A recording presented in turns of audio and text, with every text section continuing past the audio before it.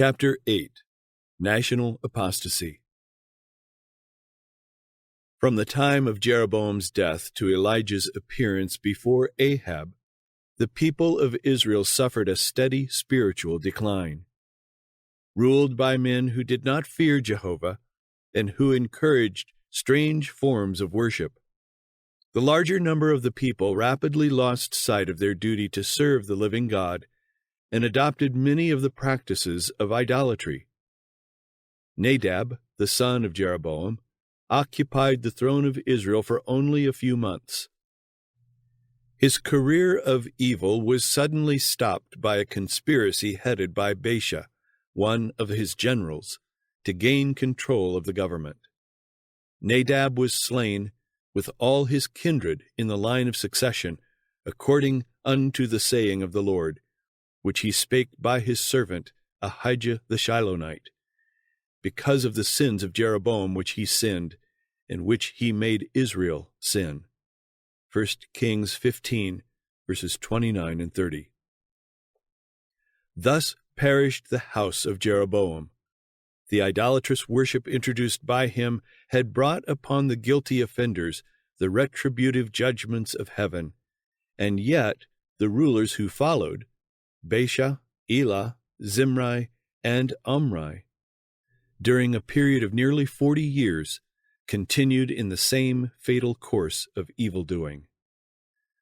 During the greater part of this time of apostasy in Israel, Asa was ruling in the kingdom of Judah.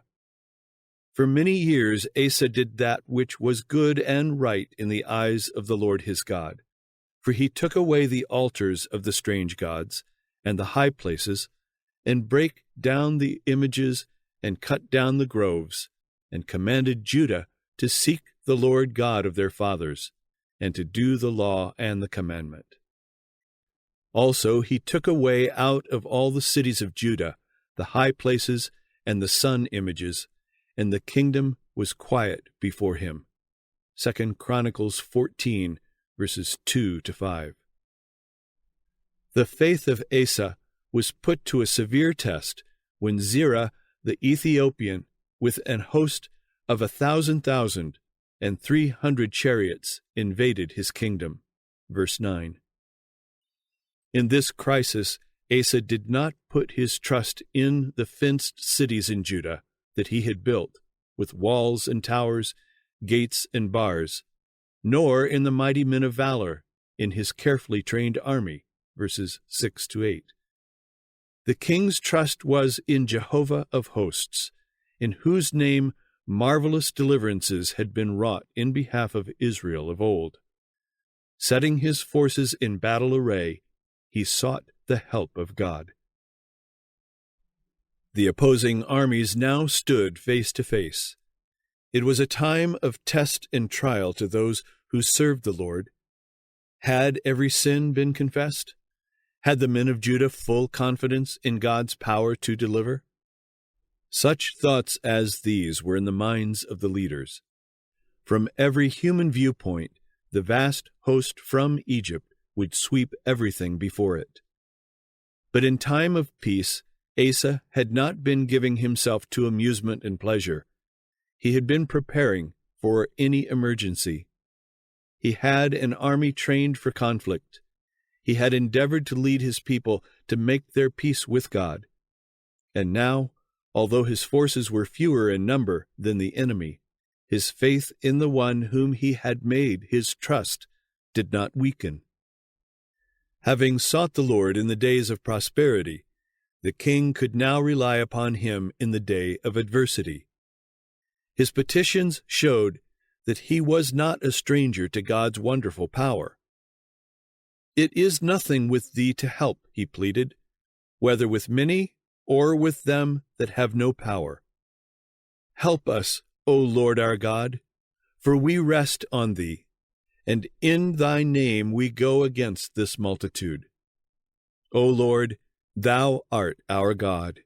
Let not man prevail against thee." Verse 11. The prayer of Asa is one that every Christian believer may fittingly offer. We fight in a warfare not against flesh and blood, but against principalities and powers, and against spiritual wickedness in high places. See Ephesians 6, verse 12. In life's conflict, we must meet evil agencies that have arrayed themselves against the right. Our hope is not in man, but in the living God. With full assurance of faith, we may expect that He will unite His omnipotence with the efforts of human instrumentalities for the glory of His name. Clad with the armor of His righteousness, we may gain the victory over every foe. King Asa's faith was signally rewarded. The Lord smote the Ethiopians before Asa and before Judah, and the Ethiopians fled. And Asa and the people that were with him pursued them unto Gerar. And the Ethiopians were overthrown, that they could not recover themselves, for they were destroyed before the Lord and before His host. 2 Chronicles 14, verses 12 and 13. As the victorious armies of Judah and Benjamin were returning to Jerusalem, the Spirit of God came upon Azariah the son of Oded, and he went out to meet Asa, and said unto him, Hear ye me, Asa, and all Judah and Benjamin. The Lord is with you, while ye be with him. And if ye seek him, he will be found of you. But if ye forsake him, he will forsake you. Be ye strong, therefore, and let not your hands be weak, for your work shall be rewarded. 2 Chronicles 15, verses 1, 2, and 7. Greatly encouraged by these words, Asa soon led out in a second reformation in Judah.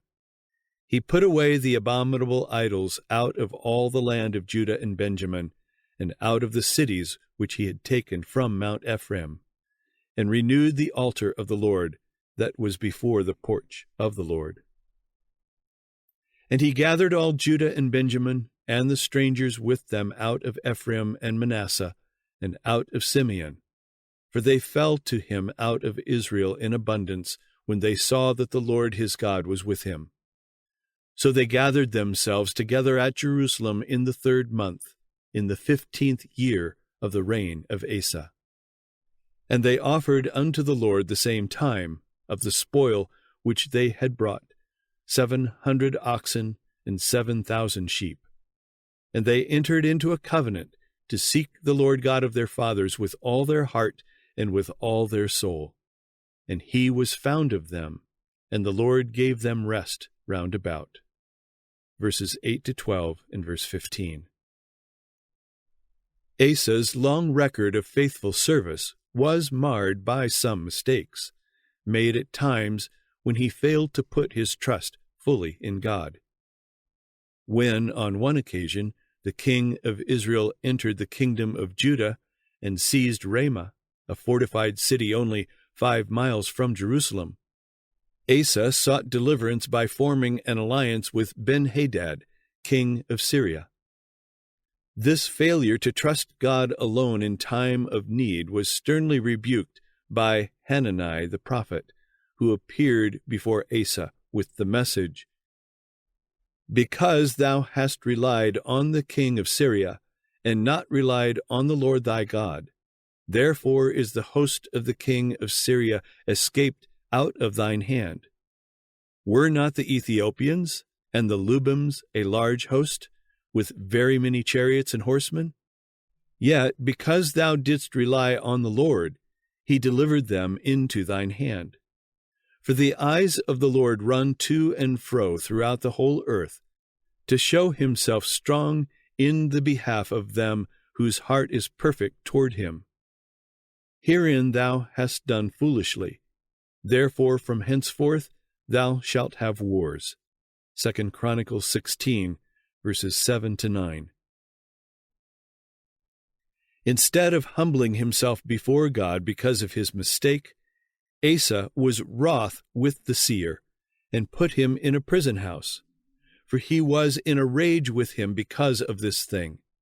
And Asa oppressed some of the people the same time. Verse 10.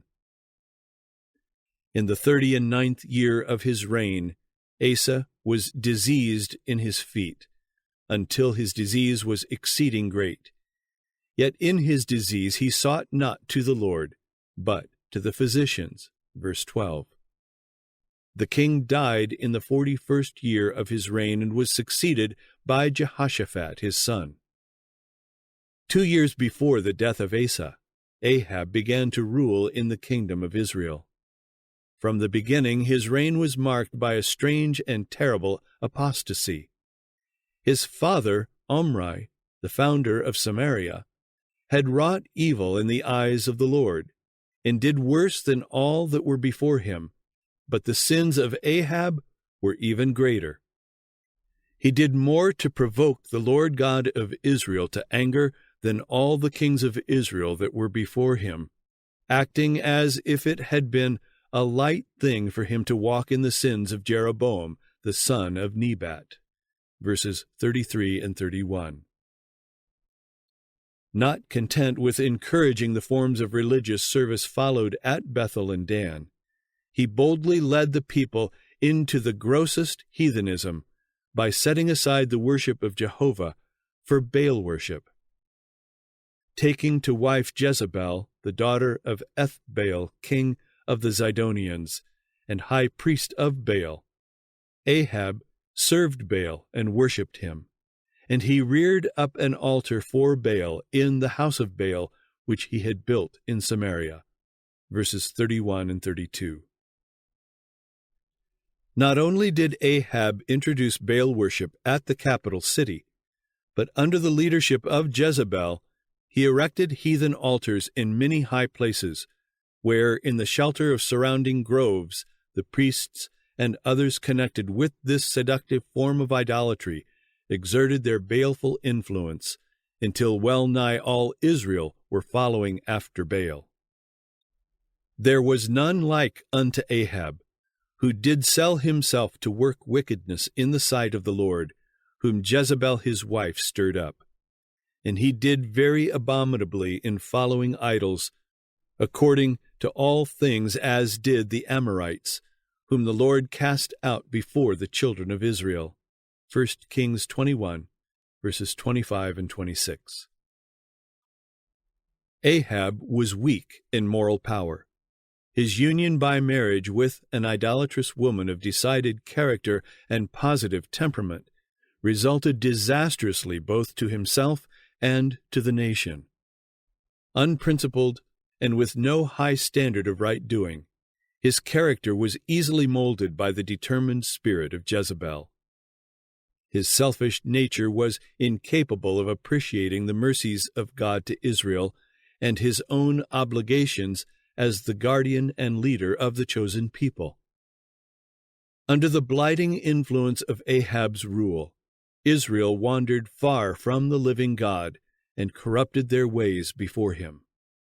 For many years they had been losing their sense of reverence and godly fear, and now it seemed as if there were none who dared expose their lives by openly standing forth in opposition to the prevailing blasphemy. The dark shadow of apostasy covered the whole land. Images of Baalim and Ashtoreth were everywhere to be seen. Idolatrous temples and consecrated groves, wherein were worshipped the works of men's hands, were multiplied. The air was polluted with the smoke of the sacrifices offered to false gods. Hill and vale resounded with the drunken cries of a heathen priesthood who sacrificed to the sun, moon, and stars. Through the influence of Jezebel and her impious priests, the people were taught that the idol gods that had been set up were deities, ruling by their mystic power the elements of earth, fire, and water.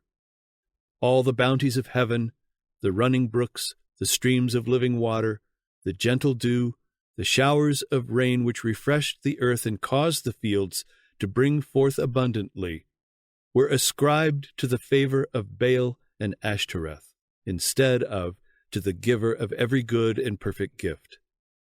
The people forgot that the hills and valleys, the streams and fountains, were in the hand of the living God, that he controlled the sun, the clouds of heaven, and all the powers of nature. Through faithful messengers, the Lord sent repeated warnings to the apostate king and the people, but in vain were these words of reproof.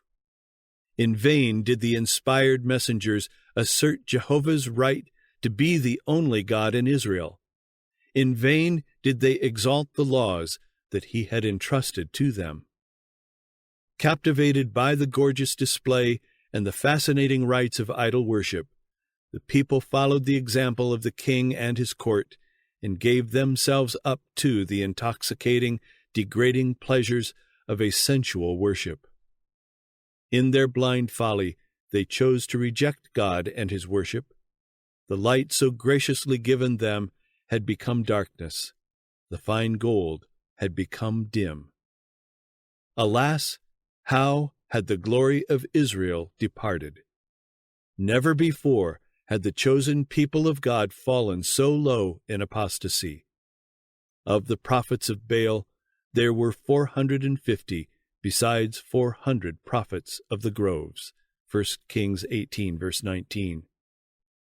Nothing short of the miracle-working power of God could preserve the nation from utter destruction.